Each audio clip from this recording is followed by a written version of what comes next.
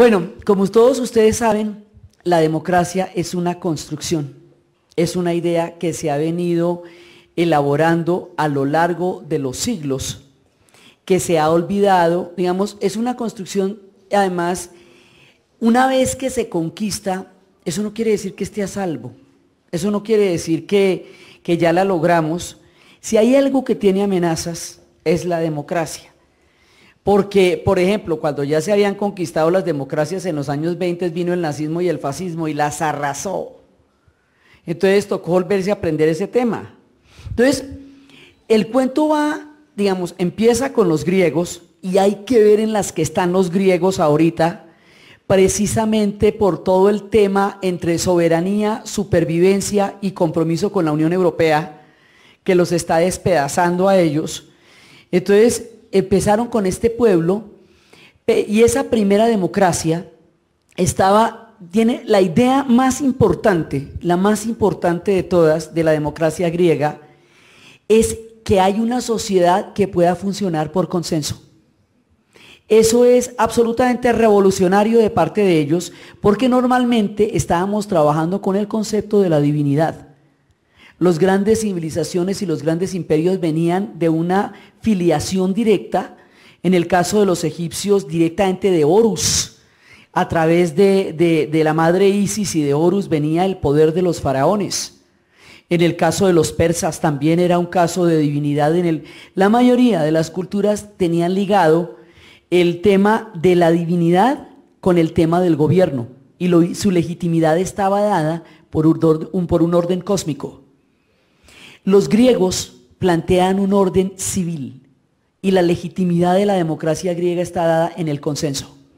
Esa es la primera idea, digamos.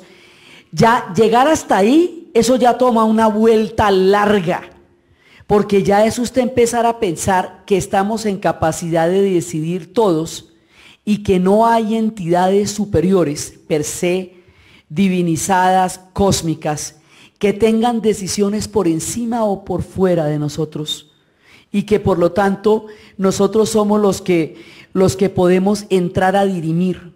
Es una democracia chiquitica, es una democracia, es un club muy pequeño, para muy pocas personas, había que ser ciudadano nacido en Atenas, de padre y madre ateniense, varón.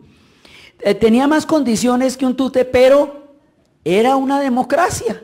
¿Sí? Funcionaba dentro del ágora, funcionaba en Atenas y es el germen de una idea impresionante. Además de ahí vienen un montón de cosas. Por ejemplo, las demandas eran temas personales y había un puente, ese todavía existe, donde se ponía una tabla en la cual fulano demandaba al otro de una manera personal y en la tabla ponía a quién y por qué.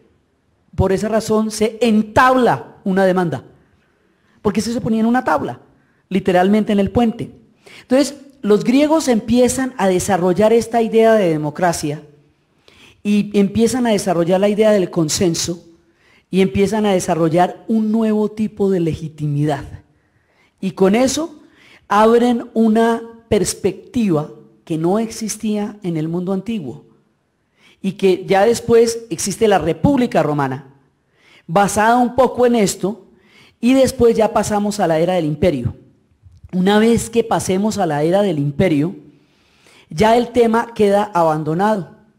Y ya va a quedar abandonado. Ahora, nosotros tenemos consensos a nivel de las tribus, a nivel de los clanes, donde se dan relaciones por consenso. Pero esas relaciones de todas maneras están mediadas por las jerarquías del clan, por la autoridad del clan. ¿Sí? Hay pueblos que han tenido ideas políticas. Los vikingos tenían bastantes sistemas legales igualitarios. Inclusive los hombres y las mujeres también tenían sistemas igualitarios en un sentido de decisiones por consenso políticas. Y después eso, ya cuando se cristianizan, eso ya se vuelve otra cosa completamente diferente. Pero la idea de la democracia después va a atravesar el tema del imperio. Después de que el imperio romano se acaba, ahí hay otro problema. Como el imperio romano era lo más, digamos, el mundo material más importante que se hubiera concebido en su época, lo que siguiera al Imperio Romano ya no tendría las características de un mundo material, porque después de eso pared. Entonces, después de eso va a haber un orden basado en una teología, porque dice: lo que Cristo custodia no lo destruye el bárbaro, porque su reino no es de este mundo. Entonces nos metemos en el tema de la ciudad de Dios y nos metemos en el tema de la ciudad terrestre, de urbs y de civitas, y todo el tema de San Agustín y toda la organización del medioevo. Y esto es una teocracia. Ahí volvemos otra vez a un tema en que de todas maneras hay una potestad conferida por Dios directamente a los sacerdotes, y ellos van a conferir a través, van a ser, digamos, intermediarios entre la divinidad y la filigresía cuando se vuelve institución. Los primeros cristianos sí tenían unas relaciones muchísimo más horizontales en las catacumbas, bajo la persecución. Pero cuando esto se institucionaliza, cuando va a monopolizar todo el conocimiento, porque las ciudades desaparecen. Después, ya cuando vuelan el acueducto romano, desaparece el Imperio Romano de Occidente. El Imperio Romano de Oriente va a durar 1000 años más, pero el Imperio Romano de Oriente es un imperio divino también. El carácter de los emperadores bizantinos es un carácter divino, mucho más todavía porque tiene toda la influencia de Persia y de Egipto. Entonces, en todo el medioevo prima la teocracia, tanto en Bizancio como en Occidente, como en el Islam, de todas maneras. Entonces, el tema lo vamos a abandonar durante milenios. Durante milenios. Después vienen las ciudades-estados, pero en las ciudades-estados de todas maneras hay unos jerarcas, y en todo caso el papado va a determinar un poder emanado de Dios, y el tema de la confrontación entre el poder del rey y el poder del emperador siempre va a ser un tema en choque, que va a impedir que Italia llegue a ser un estado nacional, precisamente porque eso no se va a resolver, eso lo viene a resolver Mussolini, curiosamente. Entonces, resulta que esto ahí no tenemos todavía un tema democrático de ninguna manera, tenemos un poder que es el poder del Papa, y poco a poco los reyes vuelven a retomar el tema del derecho divino de los reyes. Cuando se nos empiezan a formar los imperios, como el Imperio de España, era no solamente, él era emperador, era rey por Dios, ¿sí? Y el Escorial y España se unifica alrededor de la teología, alrededor de una religión y alrededor de una monarquía. Y alrededor de una gran intolerancia, porque España se convierte en un estado nacional sobre la expulsión de los moros y de los judíos. Toda la expulsión del mundo árabe, toda la expulsión del mundo judío hecha bajo la orden de conversión o muerte, y aún después bajo la vigilancia de que no hubiera criptojudaísmo. Los moros tenían que regresar a la península, y bajo el exterminio del mundo indígena, que a diferencia de los moros, ellos no venían de ninguna otra parte, eran nomás de ahí. Entonces no había dónde regresar. Entonces eso, digamos, eso es un estado que se va a montar sobre un germen de intolerancia muy bravo, porque es sobre un discurso único, una religión única, un rey único, un Dios único, que se va a montar el Estado español. Y aunque todos los demás tuvieran de una u otra manera el mismo Dios, como llegó a suceder en el siglo X en el Califato de Córdoba, aunque de todas maneras hubo un tiempo en que se compartía el árabe, el latín y el hebreo, y Maimónides y Averroes llegaron a ser de Córdoba un prodigio de civilización y espiritualidad incomparable, ya después, cuando se forma España como un Estado nacional, se forma otra vez sobre el derecho divino de los reyes. Y ese derecho divino de los reyes también nos va a pasar en Francia, y también nos va a pasar en Inglaterra, ya como cabeza de la iglesia Enrique VIII, por la ruptura que va a tener con el papado, por el tema de Ana Bolena. Entonces, ahí no estamos necesitando la democracia para nada, nadie está interesado en eso, la idea no se vende en ese tiempo. Y después vienen los grandes imperios, y los imperios van a durar un montón de tiempo. Los Habsburgo van a durar 600 años, el Imperio Turco Otomano va a durar desde 1453 hasta finales de la Primera Guerra Mundial. Entonces el tema queda totalmente olvidado y a nadie se le vuelve a ocurrir el tema en términos universales hasta que caen todos los imperios después de la Primera Guerra Mundial en un periodo que llamamos la caída de las águilas. Entonces la caída de las águilas es porque todas las grandes dinastías van a terminar los Romanov bajo la revolución bolchevique, las dinastías de China con la república del último emperador, con la república de China, va a terminar el reino de los Habsburgo con el asesinato del archiduque, que era el último de los Habsburgo porque el príncipe se había suicidado y solo quedaba el sobrino, y el sobrino es el que matan en Sarajevo, que desata la Primera Guerra Mundial. Entonces todos los órdenes monárquicos que habían prevalecido durante tanto tiempo, el orden de la Santa Alianza, que había creado a partir del catolicismo y de la persecución a las revoluciones románticas y a la formación de los nuevos estados, todo ese orden se desaparece en la Primera Guerra Mundial. Después de la Primera Guerra Mundial van a aparecer unas jóvenes repúblicas retomando la idea griega. Hay una cosa con las ideas que a mí no deja de maravillarme: las ideas viajan en el tiempo y van mucho, mucho más allá de las generaciones. Las ideas no se pierden, porque siempre hay alguien capaz de retomar las banderas de una idea. Entonces, las ideas en sí mismas no fracasan, tienen diferentes épocas y diferentes maneras de hacerse presentes. Entonces, el tema de la democracia griega, ya así de abandonado como lo teníamos, ¿cómo se nos va a ocurrir que en los años 20 vamos a retomar la idea del siglo XX? ¿Sí? Cuando la democracia estuvo en el siglo V antes de Cristo. Entonces, después de eso, van a formar unas repúblicas, pero esas repúblicas son muy frágiles. Esas repúblicas son chiquiticas, son como los cuando nacen los terneritos que intentan pararse, así. Porque eso está acompañado de una institucionalidad que hay que poner en práctica. Esa institucionalidad, ¿de dónde la sacamos? La sacamos de la Ilustración y la sacamos de la Revolución Francesa. Entonces, la Ilustración es como el ejemplo más bravo que podemos citar del poder de las ideas. Porque la Ilustración no era sino un movimiento de ideas, eso no era nada más. Era un movimiento que decía, que cuestionaba el absolutismo monárquico. Eso va a oponerse a la idea de que el Estado soy yo, como decía Luis XIV, porque me da la gana y a ver. Porque el problema de que el Estado sea usted, es que si usted es un gran gobernante, pues puede que haga cosas fantásticas con Francia. ¡Qué maravilla! Pero si usted es un imbécil y tiene ese montón de poder, ¿qué hacemos con eso? O sea, una gigantesca cantidad de poder en manos de una persona incapaz destruye el destino de un pueblo.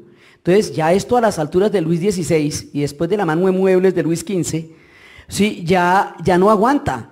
Ya no aguanta, además no aguanta la frivolidad, no aguanta la indolencia, no aguanta el hambre, no aguanta todo lo que llevó a esa revolución. Pero las ideas, lo que están diciendo es, porque el tema de las ideas es que es maravilloso. El tema de las ideas dice, para que exista una garantía de equilibrio, hay que tener separación de poderes. Porque si una persona es juez y parte, es muy difícil a partir de ahí llegar a poder contrarrestar la opinión de esa persona. Hay que tener un sistema probatorio, porque es que si a usted le pasa como en Escocia, cuando las mujeres eran propiedad de los hombres, si la mujer era acusada de brujería, era porque el hombre le había permitido ser bruja. La metían en el agua, si la mujer se hundía, entonces era inocente, cosa que se ahogaba. Pero si la mujer, por el efecto de la falda de esa época, flotaba, era porque era bruja. La sacaban, la quemaban y quemaban al marido por andarla autorizando a ella a ser bruja. Razón por la cual los maridos le ponían pesos de plomo en las faldas para que se agarra de una vez y mínimamente se salvara la familia, porque si no, desaparecía el clan. Entonces, tenemos que tener un sistema probatorio que no dependa de que se hundan las mujeres o de que a usted no le sangre la lengua o de la tortura. El marqués de Vicaría en el siglo XVI decía que la tortura no hace mejores a los hombres, que los testimonios arrancados bajo tortura no son fiables porque las personas dicen absolutamente lo que necesiten los otros oír con tal de suprimir el dolor, que lo que genera es odio y que eso no ayuda a las sociedades a consolidarse en mejores seres humanos. Eso lo dice en el siglo XVI el marqués de Vicaría, después de presenciar torturas y ejecuciones públicas a manera de espectáculo, como se hacían en esa época. Entonces, hay que tener una separación de poderes. La idea es de Montesquieu. La separación de poderes es importantísimo. Hay alguien que tiene que estar encargado solamente de redactar las leyes, otro que tiene que hacerlas cumplir y otro que tiene que generar los castigos una vez que no se cumplan las leyes. Esos castigos van a pasar de ser castigos físicos, como lo cuenta Foucault en toda la historia de Vigilar y Castigar, a ser castigos sobre la libertad del otro. O sea, ya no le arrancan una mano, ya no le dan latigazos o no la apedrean, sino que hay un sistema probatorio y hay una manera de poder garantizar que el daño sea sobre la libertad. En Grecia, la palabra libertad viene de eleuteros, que significa pertenecer a un grupo. La libertad en Grecia era la libertad de vivir en comunidad. No era la libertad de que conmigo no se metan y yo haga lo que se me dé la gana, porque es que si yo hago lo que se me dé la gana y no se meten conmigo, pierdo toda libertad, porque mi libertad solo se entiende en comunidad. Soy libre frente a los otros. Es ahí donde ejerzo la libertad. Entonces, en ese momento, vamos a tratar lo que hacemos es que te excluimos de la comunidad humana. Tocamos tu libertad, pero no tu integridad personal. Y ahí hay una vuelta sumamente larga para eso. Entonces, la idea también que tenía Diderot era que la libertad sin el conocimiento no daba las condiciones para ejercer los derechos. Entonces, había que darle a la gente conocimientos para que los derechos tuvieran contenidos. Y para eso hay que publicar, hacer visible para la mayor cantidad de gente posible lo que la humanidad ha acumulado en conocimientos. Por eso se hizo la enciclopedia. ¿Sí? Y la enciclopedia, como la concebió Diderot, hoy día es la red, que es la posibilidad de que todo el mundo acceda al conocimiento. Entonces, resulta que todas estas ideas se hicieron, la soberanía basada en el pueblo, una vez más, y no en el derecho divino de los reyes. Ya para la época de Francia y para la época del cuestionamiento a los Borbones, el problema es que estamos bajo el tiempo, ya estamos bajo el término de la razón. Y la razón es la que va a regir la política y es la que va a regir la vida cotidiana. Entonces, el problema con el derecho divino de los reyes es que ¿dónde tenemos la notaría que diga eso? Usted me va a dar el papelito que dice que Dios a usted lo nombró porque es su voluntad. Bueno, y si yo no creo en ese Dios, por ejemplo, imagínate tú, ¿qué hacemos? ¿Sí?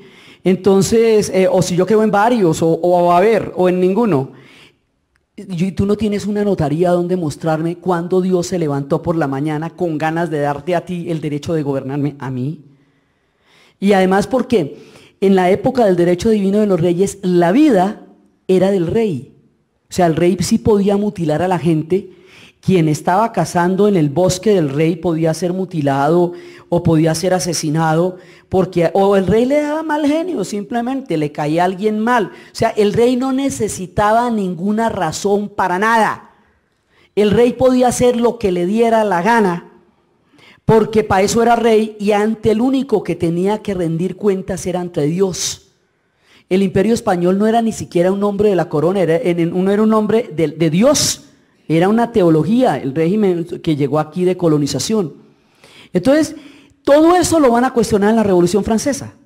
No, yo no creo que exista tal cosa como un concepto de legitimidad basado en un orden divino que a mí no me consta, porque eso me implica que yo crea en el mismo Dios suyo y que acepte que ese Dios, primero que crea en el mismo Dios, segundo, que crea que ese Dios, que es el mismo, a usted le dio la posibilidad de gobernar y a mí no. ¿Y por qué no a mí?